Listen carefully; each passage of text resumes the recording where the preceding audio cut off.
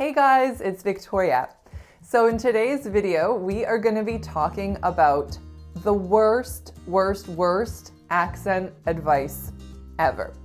And I'm not exaggerating here. And this is also not like some rare, obscure piece of advice that you've never heard before. In fact, I could be pretty confident that you have heard this as advice before, and I wouldn't be surprised if many or most of you are using this advice.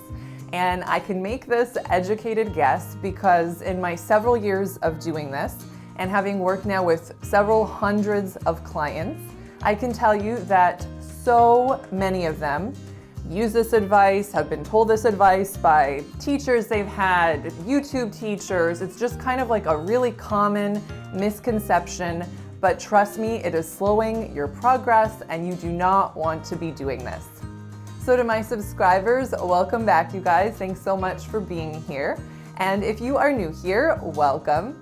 My name is Victoria and I post all about American English topics. So if you are interested in linking, intonation, sentence stress, articulation, all those topics that fall under the American English umbrella, then please subscribe and hit that notification bell. That way YouTube will let you know when I've posted new content.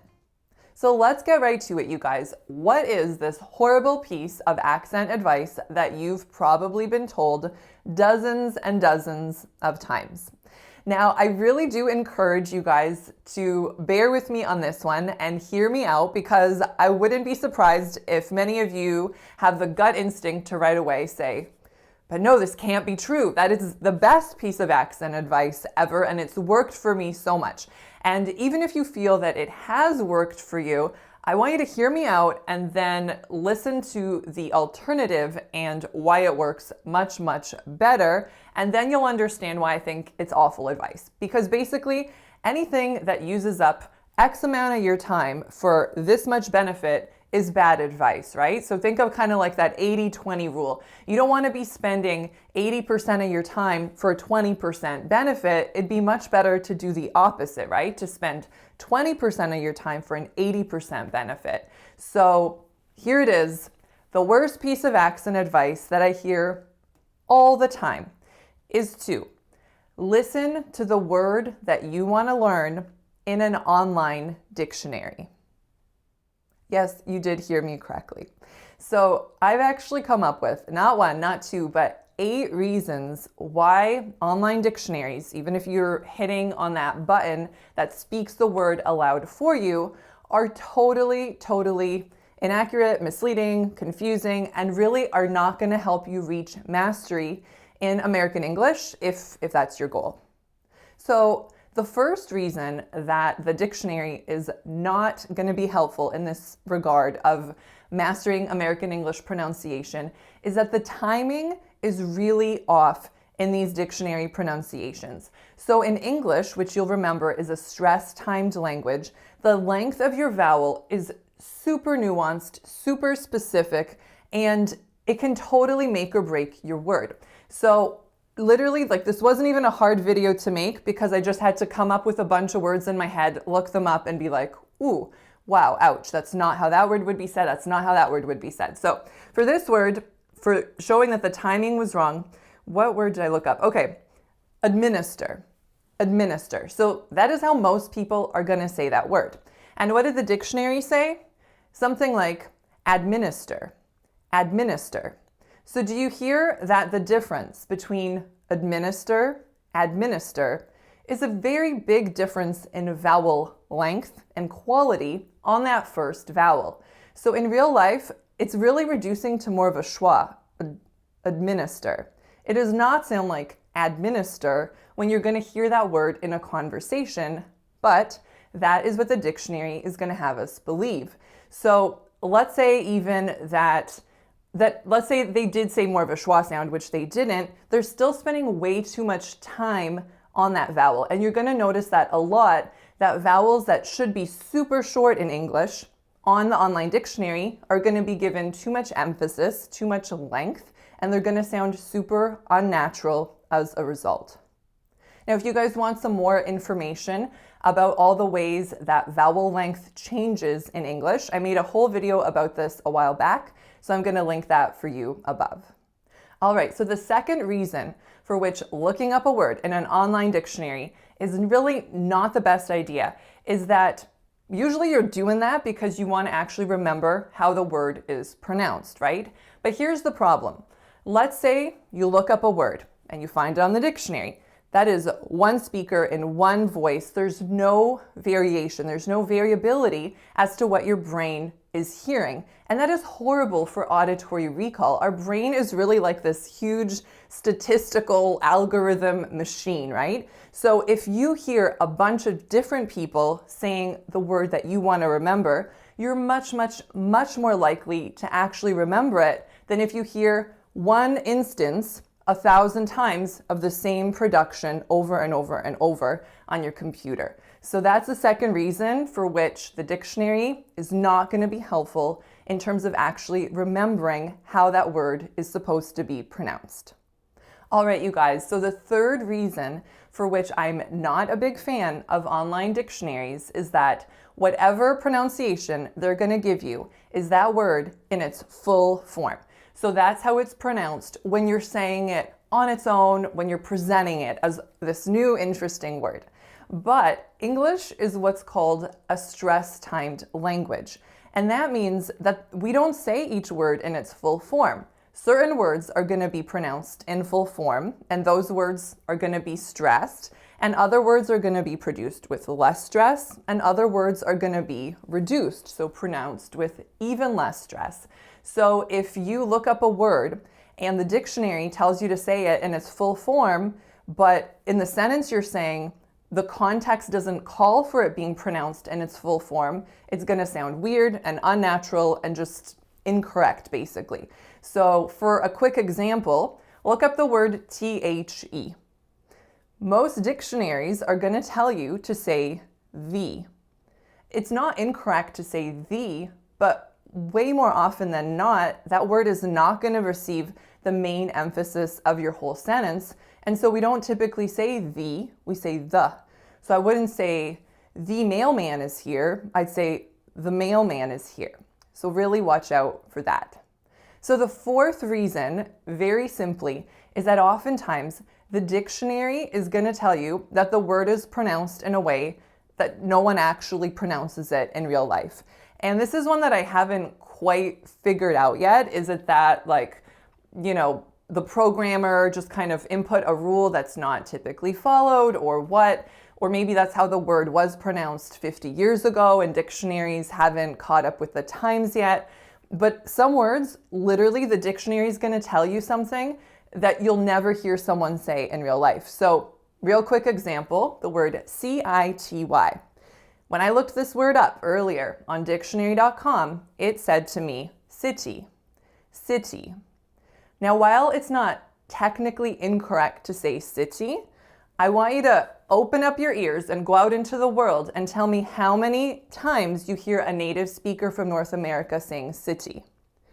It's not going to be very often.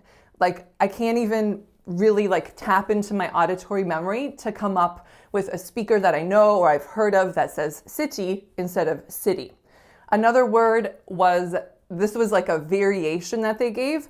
So instead of vegetable, which the dictionary did say was one way to say the word, they said another way to say the word was to say vegetable. Again, I really challenge you guys to go out and listen and tell me if you've ever heard someone in natural speech say vegetable. It's not going to happen. So this is, and let's say you did find that 1 in a billion person. And if they are a native speaker, people are going to tend to give them the benefit of the doubt and say oh, they just say that word in a quirky way. But if you are learning English and it's not your native language, then people aren't likely going to give you the benefit of the doubt in that case. They're going to say, actually, you said this word incorrectly. And you're going to feel super betrayed because that's actually what the dictionary told you to do. The fifth reason is hyperarticulation. So the dictionary has a tendency to say words, again, in a totally unnatural, hyper-articulate way that doesn't reflect how people actually talk in real life. So a few examples I found to demonstrate this. So the word encounter, encounter. You absolutely can hear the word said as encounter, but you'll really often hear encounter, encounter, which that T, in which there is no T being pronounced at all. So I think it's helpful for you guys to know that it doesn't have to just be encounter in a really hyper-articulate way. You'll also hear encounter really often, and that is just as acceptable. Another word was, this one, development. Listen to my P, development. That I don't think you'll hear anyone say naturally with a released P in the middle of a word like that. So again, it's hyper correct, it's hyper articulate, but it's not like it's hyper correct and it sounds like really eloquent and smart. It's just unnatural sounding and it doesn't really work. So reason number 7 is that the dictionary tends to over-release final consonants. So in English, the consonants p, t, k, b, d, g, so p, t, k, b, d, g, those are called the stop consonants. And very often, if those fall at the end of a word, they're not going to be released. So if I'm saying like, that singer's hip, hip, I don't have to say hip and throw the air of the P onto you. Or even more common, if a word ends in the letter T. It's not wrong to release that T, but really often you're not going to hear that T released. So again, I looked up a few words and that's exactly what the dictionary said that we should do, that we should say hip or start or cat. And while again, it's not wrong, it's hyper articulate, it's not what most native speakers are going to say in a lot of contexts. The next reason I think is really, really important. So let's say you're looking up the word developmental, developmental. So of course, the word stress affects what the other sounds are going to be as well, because English just works that way. But if you go to dictionary.com or whatever online dictionary you're using, and I'll just interject and I'll say, I know it sounds like I'm really hating on dictionary.com. I don't hate dictionary.com. Actually, if one of my clients is adamant on using an online dictionary, that's the one I actually have found to be the best. If you guys have other great ones that you recommend, then feel free to let me know in the comments below. But I do find out of all the dictionaries that I've checked out, that one is among the best. So it's no hate to dictionary.com. But all these problems are going to apply to most, if not all, online dictionaries. A lot of them have even more problems. But anyhow, I digress. So let's say we're looking up the word developmental. And so you look that word up and they're not going to give you the audio file for the word developmental because that stems from the word development. And then they've just told you, well, developmental is simply like you've added a suffix onto the word development. But the real danger here, of course, is that the word stress and the sounds are totally different between the words development or developmental. So another thing to really, really watch out for. And the final reason for which I really do not prefer my clients to use online dictionaries is that the dictionary is typically going to show you no or very limited variability in how a word is actually pronounced. And if you guys have watched some of my videos, you'll know that that's just not how English works. Like in English, there's not one standard way to speak in North America and everyone adheres to that. There is variation. So I think it's really important to hear that variation based on your region, whatever other factors, but I think it's really misleading to have us believe that there is one and only one way that a word is pronounced. So even like, let's say that you know the one person in a million that says city. And so that's what the dictionary told you, and that's great.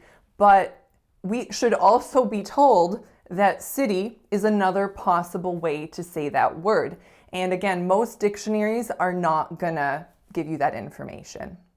So if you're still here watching, I hope that you're not depressed thinking, oh my gosh, this is what I've been doing. What a total nightmare. What a total waste of time.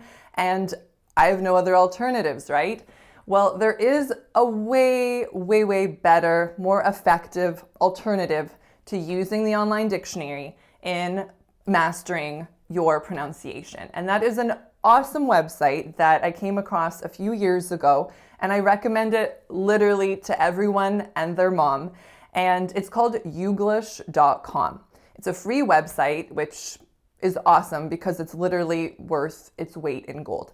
So you go onto Uglish and all the problems that I've just talked about magically disappear.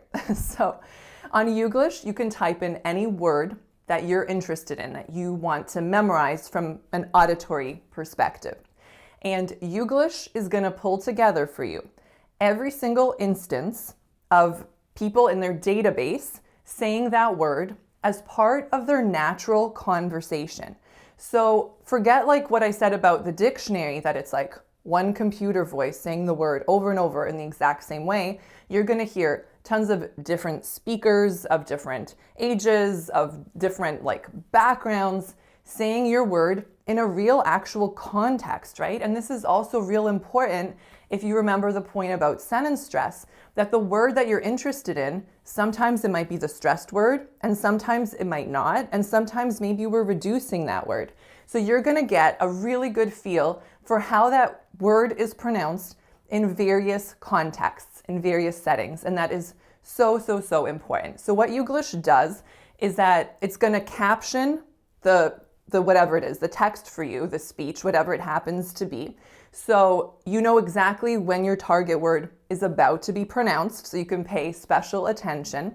And after the person has said it, you can either click replay to have it played again, or you can click next. So in an extremely short amount of time, you could literally hear the words that you want to auditorily memorize hundreds, or if you're really patient, thousands of times. And that is exponentially better for your auditory memory than going to dictionary.com or any other dictionary and just clicking play 1,000 times.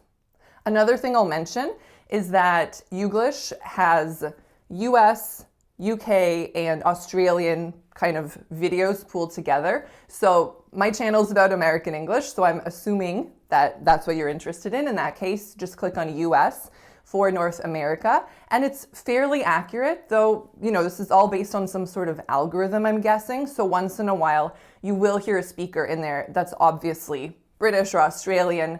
So just click next through those and don't be fooled.